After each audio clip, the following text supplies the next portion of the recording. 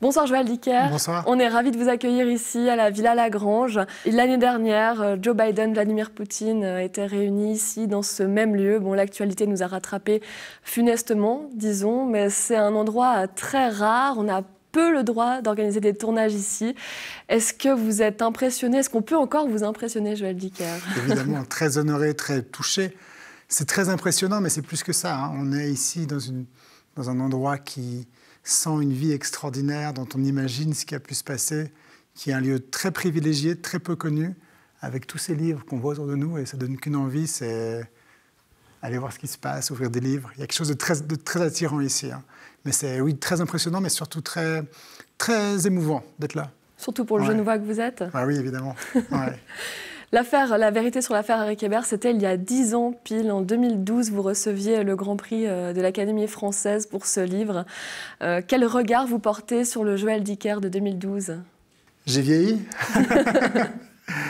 Quel regard C'est fou parce que 10 ans ont passé, qui me semble à la fois avoir été seulement quelques années, 2 ou 3 comme ça, je dirais, quand on m'en parle.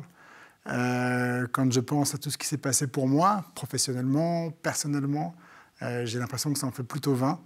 Le temps est particulier, mais ça, on le sait, hein, il a cette capacité à s'étendre, à se rétrécir. Mais je garde de ça beaucoup de bonheur. L'affaire Alaska Sanders, votre dernier. Quand vous avez annoncé il y a quelques mois votre nouveau livre, vous avez dit c'est la suite de l'affaire Harry Kéber. Alors évidemment, tout le monde a eu les yeux écarquillés. On s'est dit mais comment est-ce qu'il va nous faire une suite? Surprise. Il faudra lire. Non, c'est la suite parce que Harry Kéber était, quand je l'ai écrit en 2010, hein, il est paru en 2012, je l'ai commencé mi-2009, donc c'est un livre qui commence à remonter maintenant pour moi. Et j'avais l'idée à ce moment-là de faire une trilogie. Je ne savais pas très bien comment ni pourquoi, c'était une envie. C'était une envie qui n'était guidée par rien d'autre que par mon envie, parce qu'à ce moment-là, tous mes livres sont refusés les uns après les autres. Mon précédent roman a été refusé aussi par absolument tous les éditeurs. Et du coup, Harry Kéber, je me dis, bon, bah, c'est un roman que j'écris comme ça, pour moi, je verrai bien, sans forcément penser à le faire lire, sans forcément à imaginer le succès qu'il aurait. Mais je me suis dit, c'est une trilogie. Cette trilogie, je ne l'ai pas faite immédiatement parce que quand Harry Kéber est finalement paru et qu'il a eu le succès immense qu'il a eu, je me suis dit, mais j'aurais beaucoup de peine à expliquer et à convaincre que cette suite, je la voulais depuis des années déjà, que ce n'était pas du tout une suite née du succès et de l'envie de reprendre ces personnages. Et du coup, le livre qui a suivi, qui est le livre des Baltimore, qui est paru 3 ans après, 2015, était déjà pour moi un tome 3. Et j'avais laissé cette place chronologique, puisque Harry Kéber se passe en 2008-2009, les Baltimore en 2012. Donc j'avais 2 ans, les années 2010 et 2011, pendant lesquelles je me suis dit, si un jour je veux faire cette trilogie, je peux glisser ce livre entre les deux. Et c'est ce que j'ai essayé de faire. Et voilà, j'ai été pris par cette histoire aussi. Et je me suis dit que c'est peut-être le signe que cette trilogie devait finalement avoir lieu. Alors justement, on retrouve le fameux Marcus Goldman, l'écrivain. On retrouve aussi le policier Perry Gallagher. On les retrouve, alors ça se file autour de ces 2 personnages, cette nouvelle histoire Alaska Sanders. C'est en fait un cold case puisqu'ils vont enquêter sur une affaire qui a eu lieu 10 ans auparavant. Ouais. Je vous laisse vous dire si vous voulez en dire plus ou si on laisse le secret total. Ouais, difficile. C'est très difficile de résumer. Oui, en gros, ça commence. Donc, c'est la suite de Harry Kéber, c'est-à-dire que c'est la continuité, si vous voulez. Et ça forme vraiment un tout chronologique avec Harry Kéber, Alaska Sanders et les Baltimore. Ensuite, c'est des livres qui peuvent se lire tout à fait indépendamment les uns des autres, pas besoin d'avoir lu l'un pour lire les autres. Vous faites des rappels réguliers aussi. Il y a des rappels pour ceux qui auraient besoin de savoir, il y a des rappels pour ceux qui ont envie aussi de faire les liens, mais ça se lit vraiment indépendamment. Et l'idée, c'est que ça commence en 2010, donc juste après la parution du livre de Marcus Goldman, La vérité sur l'affaire Harry Kéber, et conséquence inattendue du succès de son livre, une nouvelle affaire commence parce que son ami Perry Galloway reçoit une lettre dans laquelle on lui indique des nouveaux éléments sur une affaire qui date de 11 ans, et Marcus et Perry vont remonter toute cette enquête. Et puis, c'est pas que ça. C'est l'histoire de Marcus, c'est l'histoire de Perry, c'est leur amitié, c'est, voilà. Une fois encore, le côté polar, qui est dans le livre, hein, évidemment, mais c'est un fil rouge qui permet de raconter des histoires de vie. Ça, c'est important pour moi. Exactement, et vous faites des allers-retours entre 1999 et 2010 oui, également, donc c'est assez intéressant. Vous le disiez tout à l'heure, ça aurait été trop facile d'écrire sur la suite de Harry Kéber au moment, en 2012, où vous avez votre grand succès. Entre-temps, là, vous avez fait La Chambre 622, vous avez fait La disparition de Stéphanie Meller. Vous revenez quand même à ce personnage de Marcus Goldman. On pourrait vous accuser de faire un livre qui soit sûr de marcher. Écoutez, si il y avait une règle qui permettait d'écrire un livre qui soit sûr de marcher, de se vendre très très bien, écoutez, alors on serait tous très heureux. Les auteurs, les éditeurs, les libraires. Malheureusement et heureusement, c'est pas ça, ça marche pas comme ça. Et au contraire, c'était pour moi un risque. D'abord, je ne l'ai pas fait directement après, pas parce que ça aurait été trop facile, mais parce que ça aurait été au contraire beaucoup trop difficile de continuer avec quelque chose de similaire, d'essayer de rebondir après le succès. Vous savez, le succès, c'est compliqué parce que quand un livre a marché, si vous faites un livre qui n'a rien à voir, les gens vont dire « c'est pas mal, mais le précédent était tellement bien, pourquoi tu n'as pas fait un livre similaire ?» Et si vous faites quelque chose de similaire, on vous dit bah, « c'est pas mal, mais il est comme le précédent ». Donc vous êtes toujours un peu dans le faux. Je crois que la seule chose qui doit vous guider, c'est votre instinct, c'est ce que vous avez envie de vous faire comme écrivain du livre, comme auteur par rapport à vous, hein, ce qui vous motive, ce qui vous emmène, ce qui vous emballe. Et ça, c'est quelque chose qui vous appartient. Quand vous avez passé 2 ou 3 ans sur un livre et que ces 2 ou 3 ans ont été des années qui sont validées pas par la critique ou des lecteurs ou le succès, mais par votre sentiment à vous, d'avoir fait le livre que vous deviez faire pour vous, alors le succès est là.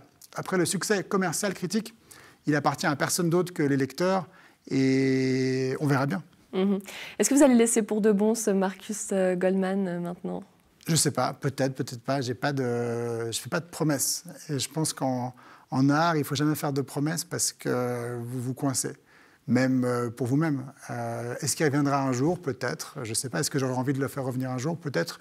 Peut-être pas. Je ne sais pas. Vous en parliez tout à l'heure de la critique. Alors là, dès que Joël Dicker sort un livre, évidemment, c'est scruté de toutes parts. Est-ce que vous la craignez, cette critique ? Est-ce qu'il y en a certaines qui vous touchent plus que d'autres ? Écoutez, j'ai écrit beaucoup de livres avant que personne n'a jamais lu. Donc je dois dire que je suis très heureux que mes livres soient lus, qu'on les commente. C'est un honneur, c'est un privilège. Et je suis conscient de ce privilège. Donc j'en suis très, très heureux.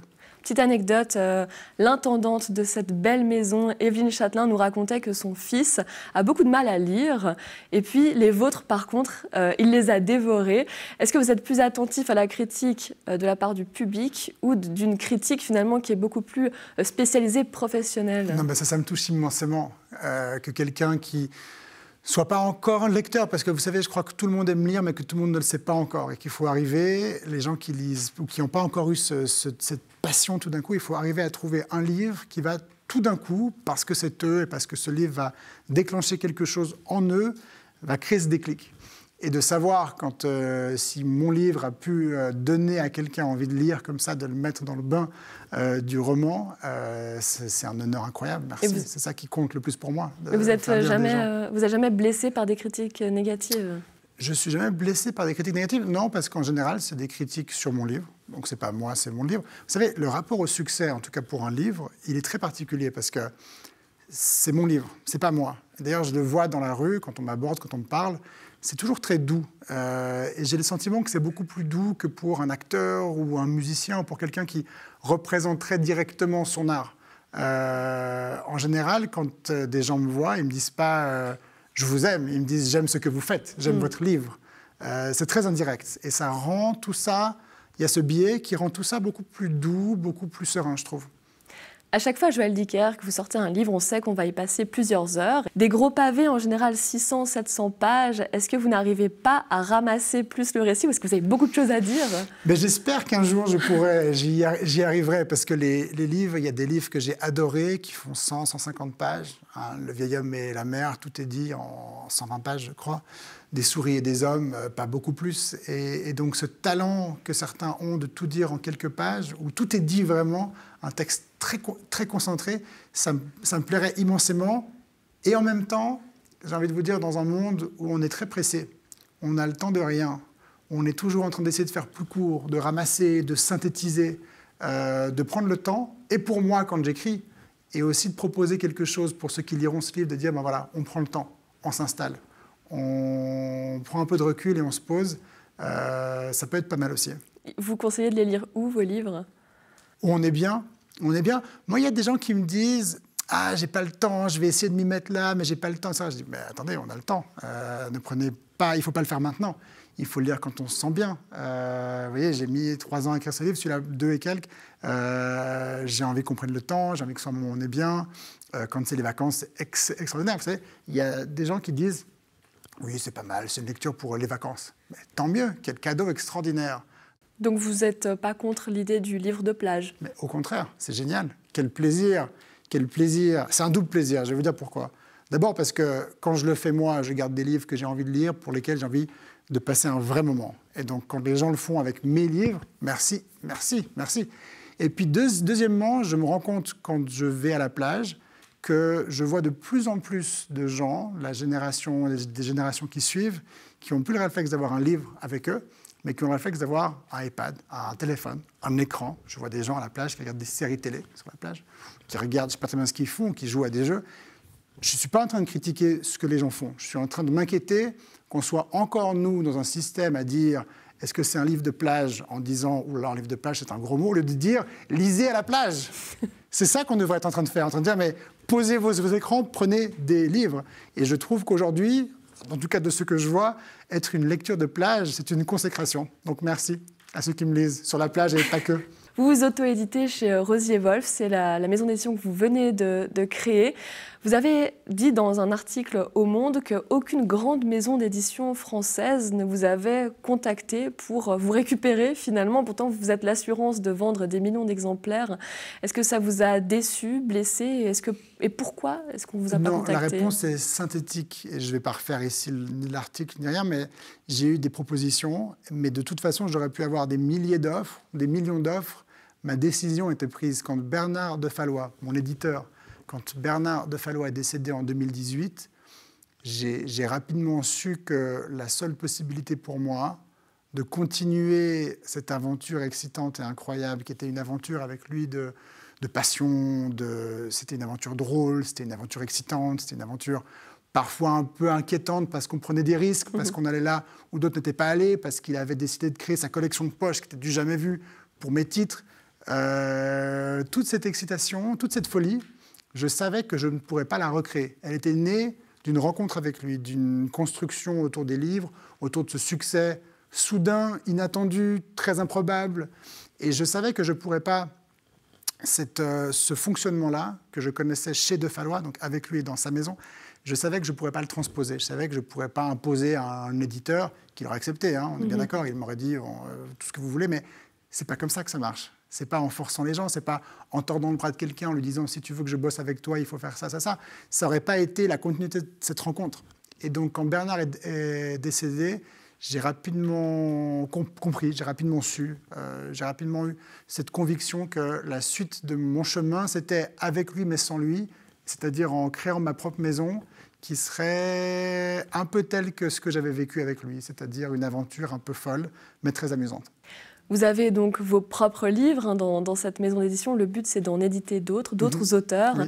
Est-ce que vous recevez déjà des manuscrits? Est-ce que vous avez déjà eu le temps de lire des manuscrits? Alors, je reçois des manuscrits. Je suis très touché et très honoré. Mais, et je le dis sur le site de la maison, on est encore une très jeune maison et on n'est pas encore en capacité d'avoir un comité de lecteurs qui lit les manuscrits. On reçoit 15 manuscrits par semaine, donc c'est beaucoup. Et moi, je ne peux pas les lire. Je n'ai pas le temps parce que je sais justement ce que ça signifie d'avoir un manuscrit, de l'envoyer, cette attente et cet impérieux devoir pour l'éditeur qui le reçoit, de les lire jusqu'au bout, de faire un retour circonstancié. Je ne peux pas le faire. Pour le moment, je ne peux pas le faire.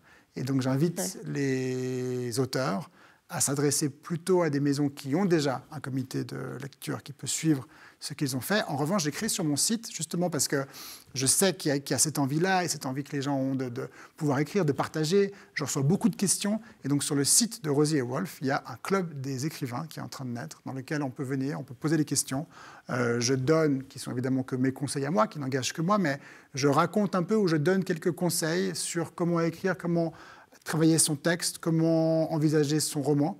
Et c'est plutôt par ce biais-là que j'ai envie de retrouver ceux qui écrivent, c'est-à-dire parler avec eux, échanger avec eux. C'est ce que je voudrais faire. Vous écrivez, vous êtes entrepreneur aussi avec la maison d'édition. Est-ce que vous avez encore le temps de dormir, Joël Dicker?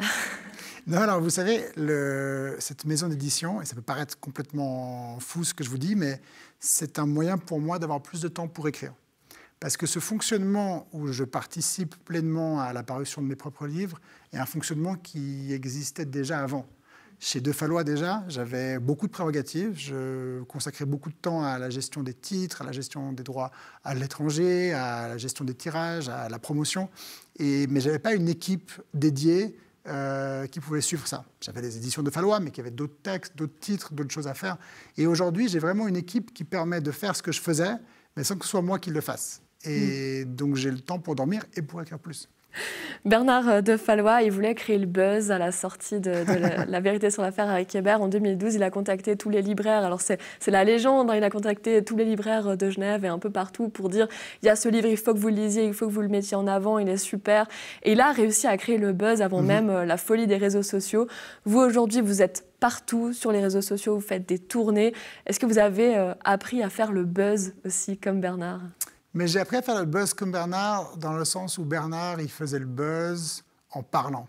Hein. C'est-à-dire que quand il m'a dit, c'est le mot, hein, c'est pour ça que ce mot me fait sourire, parce qu'il m'a dit exactement ça. Il m'a dit, on est en 2012, il a des téléphones, vous savez, c'était encore des téléphones avec les trucs qu'on tourne, etc. Allô, c'est qui On ne peut même pas faire les... Vous voyez, quand on devait faire un menu, appuyer sur la touche 2, on ne pouvait pas. C'était complètement dingue. Et donc, il avait ce côté complètement... fou parce qu'il me dit « Joël, je vais faire un buzz ». Je dis « Mais Bernard, quand vous voulez faire le buzz, vous me dites quand vous m'envoyez un message, vous me dites « Je vais vous envoyer un tweet ». Alors que c'est un SMS. Il me dit « Non, je vais téléphoner ». Et il avait compris parce qu'il a appelé tous les libraires, et c'est vrai. Mais son buzz à lui, c'était de recentrer un peu les choses. C'était justement pas créer un événement pour créer un événement. C'était pas faire quelque chose de fou pour qu'on le regarde et qu'il ait un message à faire passer autour de ça. C'était vraiment l'idée de recentrer les choses et dire « Lisons ».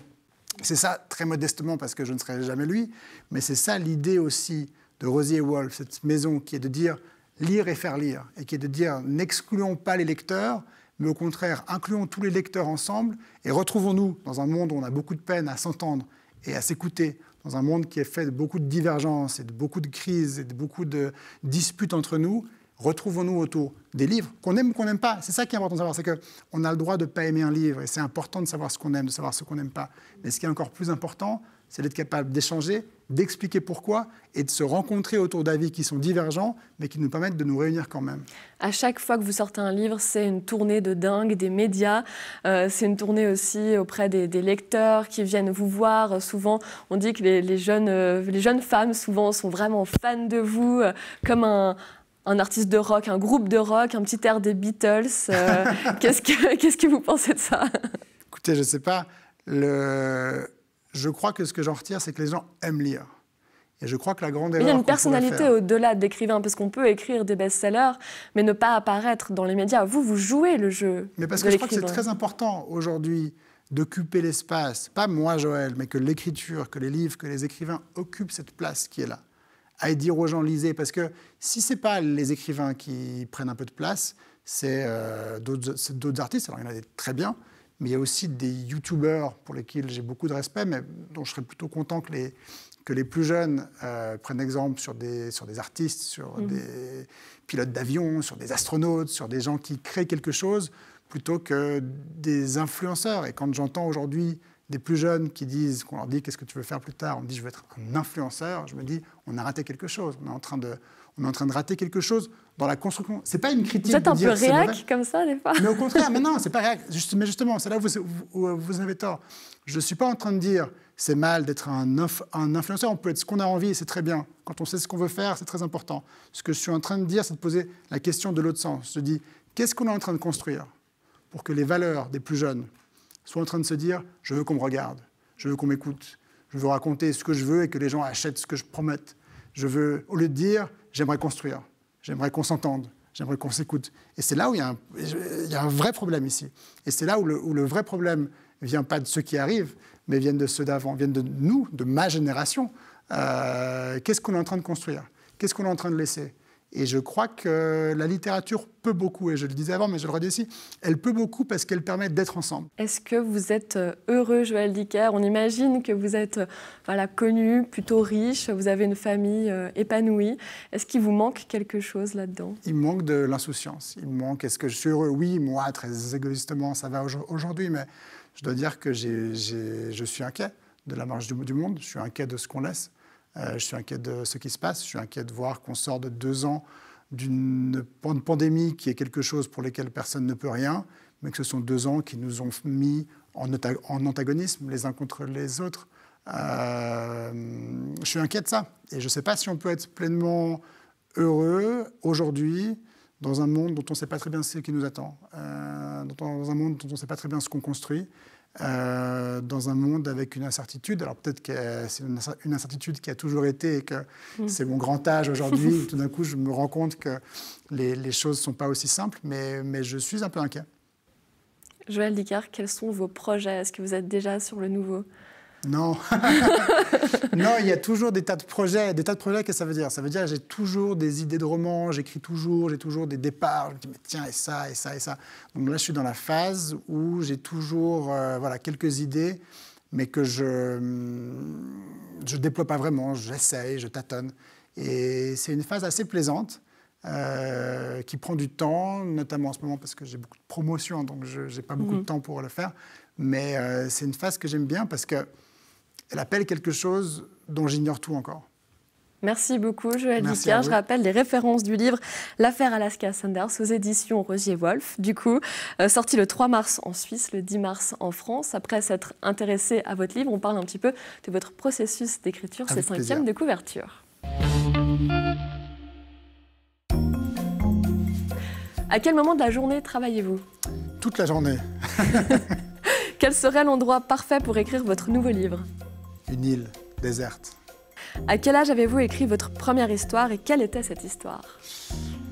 Alors, ma toute première histoire, je n'écrivais pas encore, mais je demandais à mes parents d'écrire pour moi et du coup, je mettais des signes et c'était une histoire qui s'appelait Tintin et les Prites. Tintin comme Tintin et Prites comme la marque de colle. C'est Tintin qui découvrait un stock de pots de colle et je ne sais pas quelle est la fin de cette histoire, mais c'est une vraie histoire. Vous ne l'avez jamais continué? Je l'ai jamais terminé, mais voilà, c'était le début.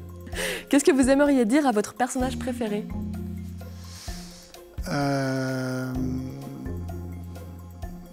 Je vous aime tous. J'ai pas de préféré. Non, c'est compliqué parce que si on a un personnage préféré, ça veut dire que les autres sont ratés. C'est-à-dire que s'il y a un personnage qui vous attire plus que les autres, ça veut dire que les autres sont moindres. Et là, vous avez un problème, je pense. Est-ce que vous écrivez en musique?